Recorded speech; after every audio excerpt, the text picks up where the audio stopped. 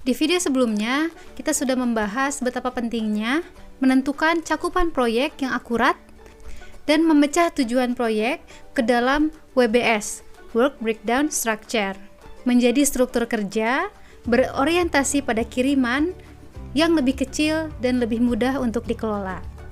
Minggu lalu juga kita sudah mengklarifikasi ruang lingkup proyek sistem informasi kepegawaian milik Jody dan memiliki pemahaman yang lebih baik tentang peran WBS pada proyek Erika. Langkah selanjutnya adalah menyusun jadwal proyek. Dan di video ini kita akan membahas area pengetahuan yang ketiga, yaitu mengelola jadwal proyek atau disebut Project Schedule Management.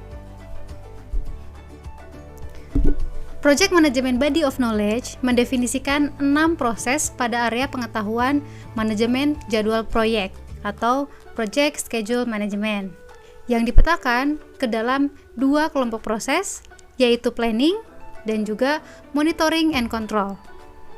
Berdasarkan pemetaan kelompok proses dan area pengetahuan, ke-6 proses tersebut diantaranya adalah planning schedule management, defining activities, sequencing activities, kemudian estimating activity resources and duration, developing the schedule, dan yang terakhir adalah controlling the schedule. Dalam manajemen proyek, jadwal mewakili durasi yang direncanakan dari tugas individu proyek secara keseluruhan. Tujuan manajemen waktu proyek ini mencakup proses-proses untuk mengelola dan memastikan bahwa proyek selesai tepat waktu. Area pengetahuan ini berkaitan dengan pengembangan jadwal proyek dan memastikan bahwa proyek berjalan sesuai dengan jadwal yang sudah disepakati. Bagaimana jika ada perubahan terkait jadwal? Jika ada kebutuhan untuk mengubah jadwal proyek, maka perubahan harus dilakukan dengan mengikuti prosedur pada kontrol perubahan yang sudah direncanakan dengan tepat. Di dalam proses ini terdapat 5 elemen kunci yang terkait dengan manajemen waktu proyek. 5 elemen kunci ini atau kegiatan utama ini diantaranya adalah mendefinisikan aktivitas, kemudian setelah aktivitas didefinisikan dengan baik, selanjutnya adalah mengurutkan aktivitas tersebut berdasarkan dependensi. Apabila aktivitas sudah didefinisikan dan sudah diurutkan, maka langkah berikutnya adalah memperkirakan sumber daya yang dibutuhkan, kemudian memperkirakan durasi aktivitas untuk diselesaikan, dan barulah kita bisa mengembangkan jadwal proyek. Dalam mengidentifikasi aktivitas atau kegiatan proyek, ini harus mengacu pada WBS yang sudah kita definisikan sebelumnya dan mengurutkan kegiatan-kegiatan tersebut sesuai dengan dependensinya masing-masing. Perlu diingat bahwa pengembangan jadwal proyek hanya dapat dilakukan setelah 4 proses awal telah diidentifikasi atau telah selesai. Mengapa demikian? Ini karena manajer proyek perlu mengumpulkan dan menganalisis semua informasi yang relevan dan sangat akurat dalam menilai berapa lama setiap kegiatan akan berlangsung dan sumber daya yang seperti apa yang dibutuhkan untuk setiap aktivitas tersebut. Nah, agar dapat lebih mudah memahami lagi, kita akan bahas setiap elemen kunci ini dengan lebih detail. Proses pertama, yaitu Plan Schedule Management. Proses ini berada pada kelompok proses perencanaan atau planning. Di dalam proses ini dilakukan penetapan prosedur kebijakan dan dokumentasi untuk perencanaan, pengembangan, pengelolaan, pelaksanaan, dan pengendalian jadwal proyek. Terdapat 4 input atau masukan untuk proses ini, yaitu diantaranya rencana manajemen proyek, yang mana menyediakan rencana pelaksanaan proyek dan akan memandu kegiatan perencanaan terjadwal pada proyek. Berikutnya, piagam proyek atau project charter. Input ini akan memberikan konteks keseluruhan dan produk tingkat tinggi serta deskripsi proyek yang mungkin membantu menentukan pendekatan untuk manajemen jadwal. Selanjutnya, faktor lingkungan perusahaan yang menyediakan konteks organisasi untuk proyek, termasuk budaya organisasi, infrastruktur, seperti sistem penjadwalan yang sudah tersedia, personel kunci, dan sebagainya. Dan tentunya, aset proses organisasi, kebijakan dan prosedur, template apabila sudah ada, data kinerja masa lalu, dan perkiraan informasi, historis, dan basis pengetahuan organisasi. Adapun alat dan teknik yang digunakan dalam proses ini diantaranya adalah expert judgment atau penilaian ahli. Penilaian ini mengacu pada masukan yang diterima dari sumber daya yang berpengetahuan dan berpengalaman. Para ahli dapat memberikan pengalaman mereka sebelumnya sebagai pendekatan yang tepat untuk mengatur jadwal pada suatu proyek. Kemudian meeting, pertemuan dapat diselenggarakan untuk menentukan rencana manajemen jadwal, dan yang bertanggung jawab atas manajemen jadwal proyek itu diantaranya manajer proyek, pelanggan, sponsor, dan pemangku kepentingan lainnya harus menghadiri pertemuan ini. Dan yang ketiga adalah teknik analitis. Beberapa teknik analitis dapat digunakan untuk menentukan rencana manajemen jadwal, seperti ada leveling, fast tracking, dan crashing.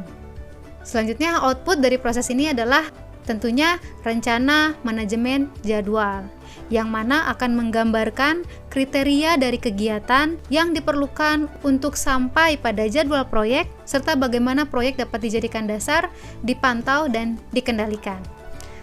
Setelah manajer proyek sudah mendefinisikan perencanaan dalam manajemen jadwalnya, maka langkah berikutnya adalah define activities, mendefinisikan kegiatan aktivitas proyek. Mendefinisikan kegiatan atau aktivitas ini melibatkan mengidentifikasi tindakan spesifik yang akan menghasilkan kiriman proyek atau deliverable secara cukup rinci untuk menentukan perkiraan sumber daya, waktu, dan jadwal. Masukan penting untuk proses ini adalah baseline ruang lingkup. Baseline ruang lingkup adalah istilah yang digunakan secara kolektif untuk merujuk pada hasil proyek, kendala, dan asumsi proyek. Dan ini akan dijadikan dasar untuk mendefinisikan aktivitas proyek. Selain ruang lingkup baseline, tim proyek meninjau rencana manajemen proyek, dasar lingkup, faktor lingkungan perusahaan, dan aset proses organisasi untuk mulai mendefinisikan aktivitas. Kemudian alat dan teknik yang digunakan dalam mendefinisikan kegiatan atau aktivitas proyek adalah dekomposisi, ada juga rolling wave planning, dan tentunya penilaian ahli, di mana pengalaman anggota tim proyek atau yang terlibat dalam proyek sangat diperlukan dalam mengembangkan daftar aktivitas yang terperinci. Dan keluaran dari proses ini diantaranya yang pertama, daftar aktivitas proyek. Ini adalah tabulasi aktivitas yang akan dimasukkan ke dalam jadwal proyek. Daftar tersebut harus mencakup nama aktivitas, pengendalian atau nomor aktivitas, kemudian deskripsi singkat aktivitasnya. Kemudian yang kedua adalah atribut aktivitas.